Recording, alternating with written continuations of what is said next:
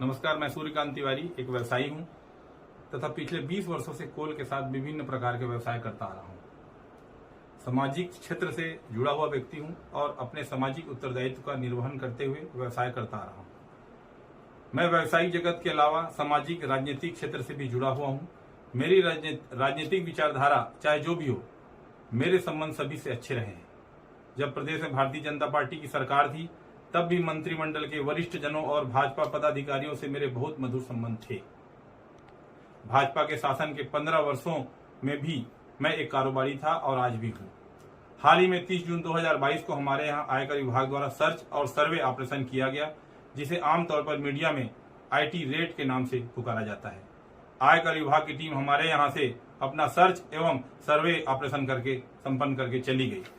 मुझे यह मीडिया के माध्यम से पता चला है कि पूर्व मुख्यमंत्री आदरणीय डॉक्टर रमन सिंह जी ने मेरे घर हुए आयकर रेड के आधार पर मुझे गिरफ्तार किए जाने की मांग की है। मुझे इस बात का बेहद दुख है कि किसी सक्षम पदाधिकारी द्वारा मुझे अपराधी घोषित किए जाने से पहले ही डॉक्टर रमन सिंह ने स्वयं जज बनकर बिना किसी सुनवाई के अपना फैसला सुना दिया और मुझे गिरफ्तार किए जाने की मांग कर दी। डॉक्टर रमन सिंह एक वरिष्ठ राजनेता है। 15 वर्षों तक प्रदेश के मुख्यमंत्री और उससे पूरे 2 साल तक केंद्रीय राज्य मंत्री रहे हैं। मुझे लगता है उन्हें यह अच्छी तरह से मालूम होगा कि आयकर की कार्रवाई होने मात्र से व्यक्ति अपराधी सिद्ध नहीं हो जाता। आज मेरे जो भी व्यावसायिक प्रतिष्ठान हैं और वे कोई आज से नहीं चल रहे हैं। मैं 2002 से कोल व्यवसाय में काम कर रहा हूं और ये बात डॉक्टर रमन सिंह जी एवं सभी लोग अच्छे से जानते हैं।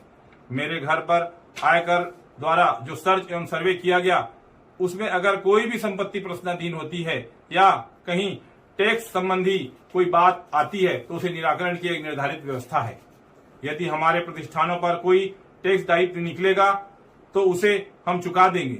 हम व्यापारी हैं, कोई अपराधी नहीं है। डॉक्टर रमन सिंह जी, फिर भी यदि आप मुझे अपराधी घोषित करके जेल में डलवाना चाहते हैं तो मुझे स्वीकार है, लेकिन जेल के जिस सेल में मैं रहूंगा उसके ठीक बाजू वाले सेल में आपको भी रहना होगा, क्योंकि आपका कार्यकाल भी कोई बेदाग नहीं रहा है। आपके कार्यकाल में आपके मंत्रियों पर जमीन की भारी मात्रा में अफरा तफरी के आरोप लगे थे। उसके लिए आपको भी जेल जाना चाहिए।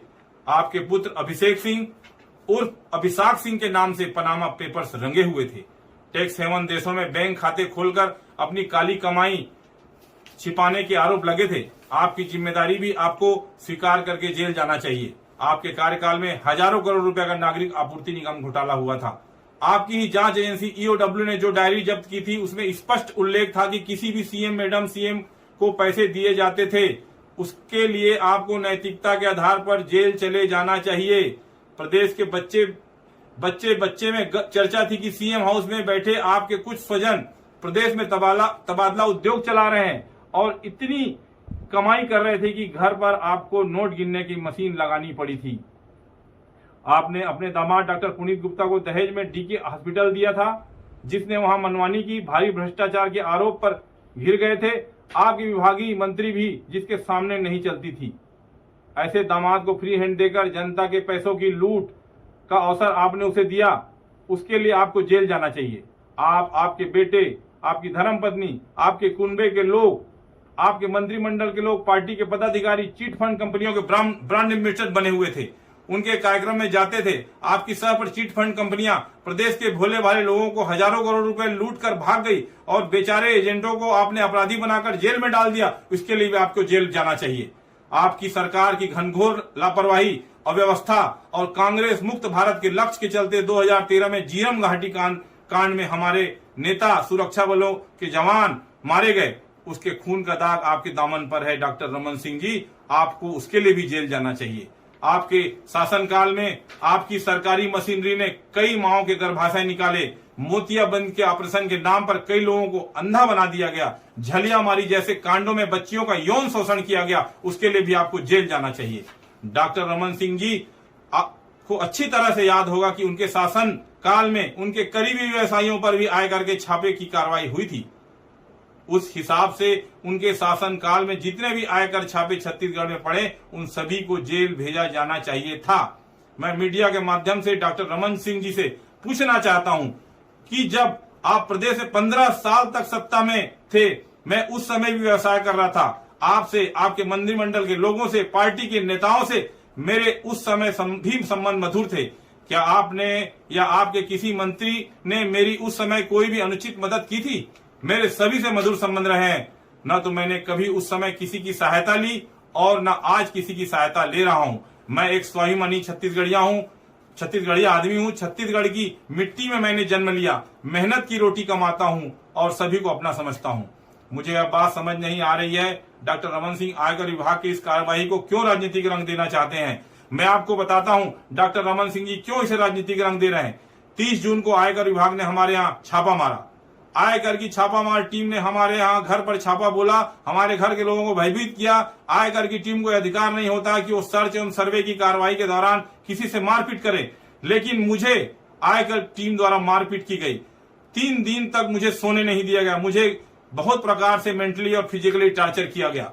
आयकर टीम के अफसरों ने मुझ पर दबाव बनाया कि मैं किसी प्रकार से अपने व्यवसाय में मुख्यमंत्री सचिवालय की उप सचिव श्रीमती सौम्या चौरसिया का नाम जोड़ दूं, बयान दे दूं उनके खिलाफ। परंतु जब मेरे किसी भी व्यवसाय से उप सचिव सौम्या चौरसिया जी का कोई संबंध ही नहीं, तो मैं ऐसा झूठा बयान कैसे देता।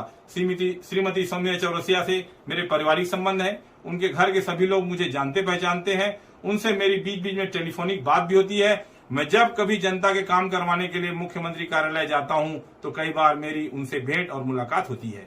श्रीमती सौम्या चौरसिया अकेली अधिकारी नहीं है जिनसे मेरे अच्छे संबंध है। प्रदेश के भाजपा शासन के और वर्तमान शासन के अन्य अधिकारियों से भी मेरे संबंध हैं। श्रीमती सौम्या चौरसिया मेरे घरेलू संबंध, सामाजिक संपर्क है। मेरे व्यवसाय से उनका दूर दूर तक कोई संबंध नहीं है। परंतु आयकर विभाग वाले किसी भी तरह से मुझे साम दाम दंड भेद से यही कहलवाना चाहते थे। इसलिए उन्होंने मुझे प्रदेश में सत्ता परिवर्तन करके मुख्यमंत्री बनने तक का प्रस्ताव दिया। मुझे आयकर की टीम के अफसरों ने यह भी अकेले में कहा कि प्रदेश के 40 से 45 विधायकों से मेरे बहुत अच्छे संबंध हैं, उनकी एक सूची बना लूं। बाकी विपक्ष के विधायकों के सहयोग से प्रदेश में सत्ता पलट हो जाएगी और आपको मतलब मुझे छत्तीसगढ़ का एक नाथ शिंदे बना देंगे। इसके लिए मुझे अपने व्यवसाय से श्रीमती सौम्या चौरसिया का नाम जोड़कर बयान देने कहा गया, जिससे मैंने साफ इनकार कर दिया, जिसके कारण हमें आयकर वालों ने इतना टॉर्चर किया। मैं एक व्यवसायी हूं। लोकतंत्र में और इस देश के संविधान में, इस देश के कानून में मेरा पूरा विश्वास है। मेरे साथ आयकर विभाग के लोगों ने जो भी किया है, जितना भी मुझे टॉर्चर किया, मुझ पर अमानवीय दबाव डालकर जो भी झूठे बयान दिलवाने का प्रयास किया गया, उसके विरुद्ध मैं न्यायालय की शरण में जाने वाला हूं। कितने दुख की बात है कि केंद्रीय एजेंसियां केंद्र सरकार के एजेंट के रूप में विपक्ष शासित राज्यों में तख्ता पलट करने के लिए इस हद तक गिर गई हैं। इसीलिए आज देश में धारणा बन गई है कि केंद्रीय एजेंसियां विपक्ष का दमन करने का हथियार बन गई है। केंद्रीय एजेंसी कार्रवाई करती है, डॉक्टर रमन सिंह या धर्म कौशिक जैसे बड़े लोग उसे राजनीतिक रंग देकर उसका लाभ उठाने का प्रयास करते हैं, जो कि उचित नहीं है। यदि किसी प्रकार के नियम कायदों को लेकर कोई चूक हुई है तो उसे सुधारा जा सकता है। उसके लिए एक राजनीतिक तमाशा खड़ा करने की कोई आवश्यकता नहीं है। यदि व्यापारी होना, कारोबार करना गुनाह है, यदि जीवन में उन्नति करना अपराध है, यदि नियम कायदों की चूक हो जाना अपराध है, तो मैं बेशक अपराधी हूं और मुझसे वैसा ही बर्ताव किया जाए जैसे एक अपराधी से किया जाता है। मुझे कोई आपत्ति नहीं है। जो भी कानूनी व्यवस्थाएं होंगी मैं उसको पूरा करूंगा, पूरा करता आया हूं। लेकिन कृपा करके मेरे घर पर पड़े आयकर छापों को राजनीतिक खेल मत बनाइए, उसे सियासी रंग मत दीजिए मुझ पर, या उपकार कीजिए। मेरे घर पर पड़े इन छापों को बढ़ा चढ़ाकर ना देखा जाए। इसे आयकर विभाग की कार्रवाई रहने दिया जाए। इसकी मनचाही व्याख्या मत कीजिए, मनचाहे अर्थ मत निकालिए। और मैं आज आप सभी के माध्यम से स्पष्ट कह रहा हूं कि यदि मेरे साथ, मेरे परिवार के साथ कोई अपघात होता है, किसी सदस्य के साथ कोई दुर्घटना होता है, तो उसके लिए केंद्रीय आयकर विभाग तथा प्रदेश भाजपा के वे नेता जिम्मेदार होंगे जो प्रदेश में सत्ता परिवर्तन के लिए मुझे बलि का बकरा बनाने की साजिश कर रहे हैं। मैं महात्मा गांधी के आदर्शों पर चलने वाला व्यक्ति हूं। मैं अन्याय के खिलाफ आखिरी सांस तक लड़ूंगा। मैं झूठ के खिलाफ अपने आखिरी दम तक संघर्ष करता रहूंगा। धन्यवाद। जय हिंद, जय छत्तीसगढ़, जय भारत।